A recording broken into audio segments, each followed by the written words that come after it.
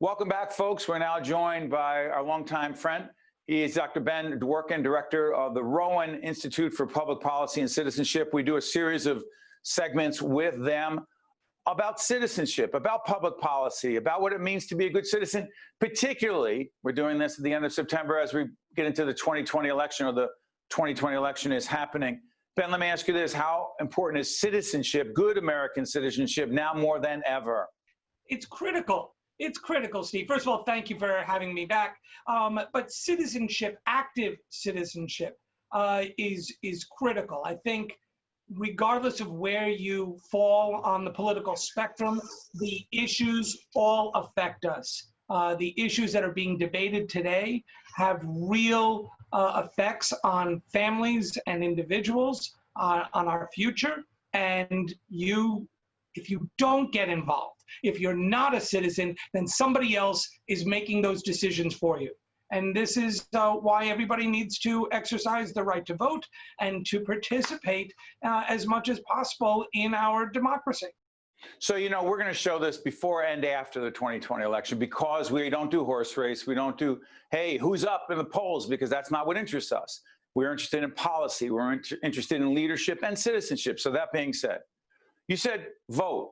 The whole question of the voting and electoral process up in the air. The President Trump, saying it's already rigged, it's set up to be fraud, and the mail-in voting is ridiculous, and everyone should go to the polls. Just the process of how we vote and whether people believe in the outcome is huge. No?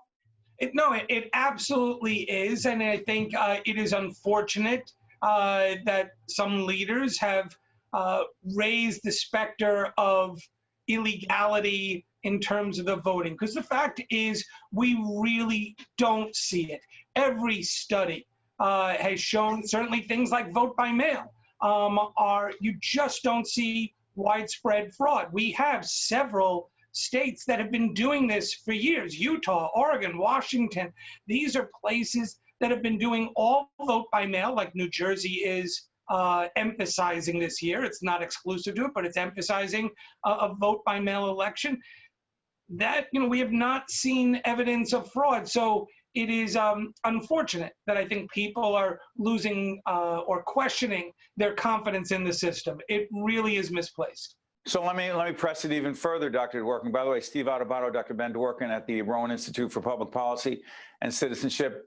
Ben, I've got to ask you, there will be a significant number of people, regardless of who wins this presidential election, who will question, seriously in some cases, whether that person should be or is the president of the United States. Are we potentially facing a constitutional crisis? Yes. I think any rational observer, given the kinds of rhetoric we have seen on both sides of the aisle, the kinds of information and reports that we've seen about foreign influence, will question it. But we've been questioning it. The fact is, after 2000, we had millions of people who questioned the legitimacy of George W. Bush, who won that election. After 2016, you had people who questioned the legitimacy here of Donald Trump. After 2008, you had people who questioned whether Barack Obama was even eligible to vote, and you had the whole birther movement. And those I'm sorry for interrupting, Ben, but there was a peaceful transition of power. There's a question as to whether there will be a peaceful transition of power if President Trump loses, and people will determine what that means.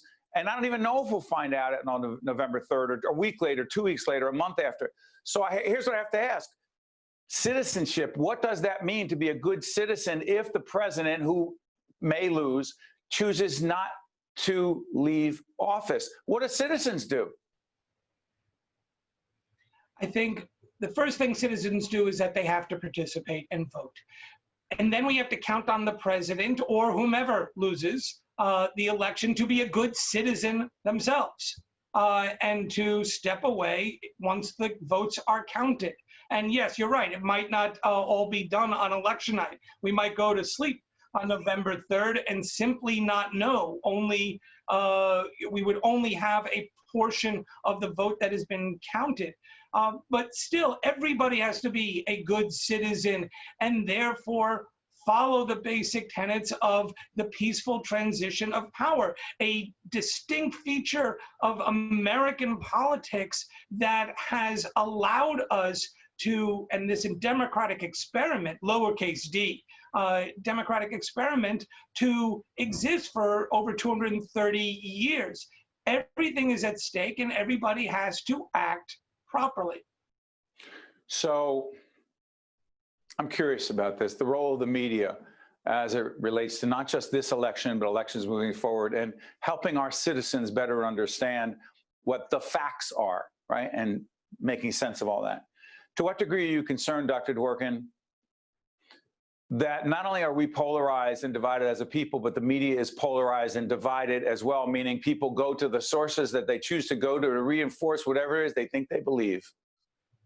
It's a huge concern. We don't have, we're in an era where people refer to alternate facts. We're in an era where the media has decided it's like the early 1800s, that's Jacksonian democracy. That is, you make more money hyping your political views and your partisan standpoint than you do if you try to give a more reasoned and centrist, for lack of a better word, set of facts.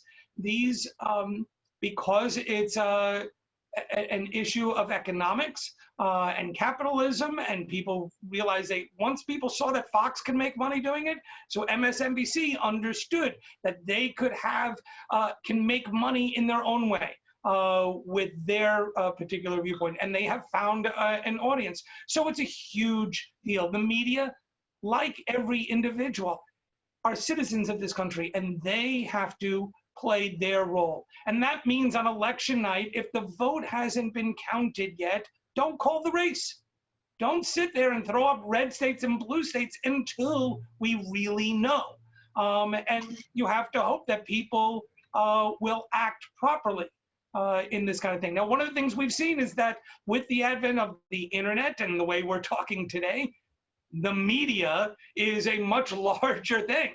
Everybody can put up a blog, a post, different things, and become effectively a media outlet. And I think we just have everybody to exercise some caution before they just listen to whatever comes across their newsfeed. Ben, let's do this. By the way, we're doing these segments in cooperation with the Rowan Institute for Public Policy and Citizenship. You've been listening to Dr. Ben Dworkin. Thank you, Steve. I always appreciate it. You got it. I'm Steve Adubato. I'll be right back. State of Affairs with Steve Adubato is a production of the Caucus Educational Corporation. Funding has been provided by the Northward Center, PSC&G, the Robert Wood Johnson Foundation, the Healthcare Foundation of New Jersey, Johnson & Johnson, MD Advantage Insurance Company, the Russell Berry Foundation, the Adler Aphasia Center, and by NJ Best. Promotional support provided by NJ On Air, and by CIANJ and Commerce Magazine. What is your child's dream for the future? Doctor? Teacher? Architect? Whatever they aspire to be, a college education may realize those dreams. And NJ Best can help. It's the college savings plan specifically designed for New Jersey families. Start saving today with as little as $25, because now is the time to invest in their future. To learn about NJ Best 529 College Savings Plan, its investment objectives, risks, and costs, read the Investor Handbook available at njbest.com.